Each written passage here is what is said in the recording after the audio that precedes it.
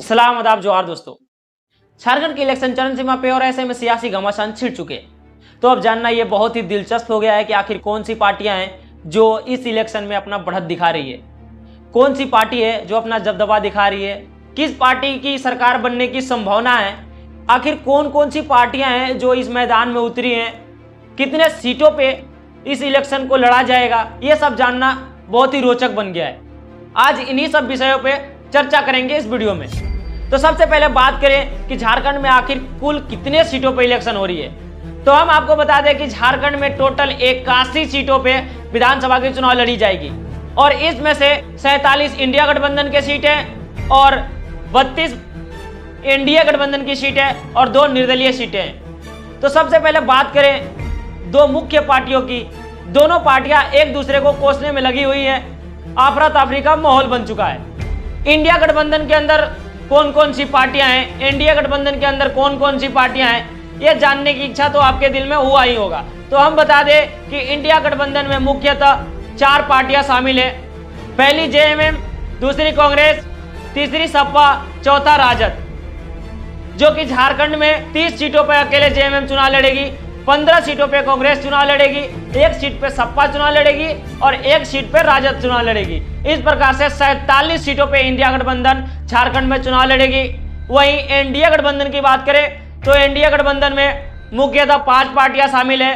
पहला बीजेपी, दूसरा आजसू, तीसरा जेबीएम, चौथा एनसीपी और 5वां है जेडीयू, जो कि इनमें से बीजेपी 25 सीटों पे चुनाव लड़ेगी, 2 सीट पे आजसू चुनाव लड़ेगी, जेबीएम 3 सीट पे चुनाव लड़ेगी, 1 सीट पे जेडीयू चुनाव लड़ेगा और 1 सीट पे एनसीपी चुनाव लड़ेगी।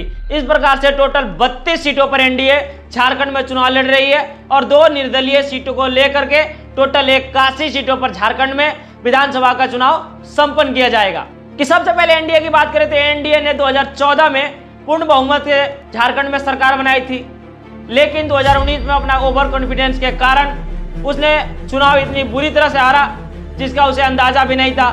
लेकिन अब 2024 में बीजेपी बहुत ही चौकन्ने हो गई है, एनडीए बहुत चौकन्ने हो गई है और इलेक्शन उसे जहां से हारने का डर है वहां अपना एक बेहतरीन बड़े लेवल का नेता को उस फील्ड में उतार रही है, वहां पे भेज रही है लोगों को जागरूक करने के लिए, उन्हें प्रेरित करने के लिए कि उससे वो वहां से वोट लेकर के जीत जाएगी। इस प्रकार से इस इलेक्शन में पूरी तरह से अपना जलवा बरकरार करते दिखाई दे रही है बीजेपी भी। लेकिन साथ ही साथ आपको बता दें कि इस इलेक्शन में जेएमएम जो है अपना झंडा पहले से ही गाड़ रखा है, क्योंकि जेएमएम का ही सरकार अभी झारखंड में है। इसलिए हेमंत सोरेन का कहना है कि हमारी इस सरकार 2024 में भी सरकार बनाएगी और ऐसा लग रहा है कि झारखंड में रियली सरकार जो है वो जेएमएम का ही बनेगा। पब्लिक रिपोर्ट के अनुसार पता चल रहा है कि उनका दबदबा कितना दिखाई दे रहा है, उनका जलवा जलाल हो रहा है। दोनों पार्टियां ये दावा कर रही है कि मेरी सरकार बनेगी और मेरी सरकार बनेगी, लेकिन इसमें अब कुछ नहीं कहा जा सकता।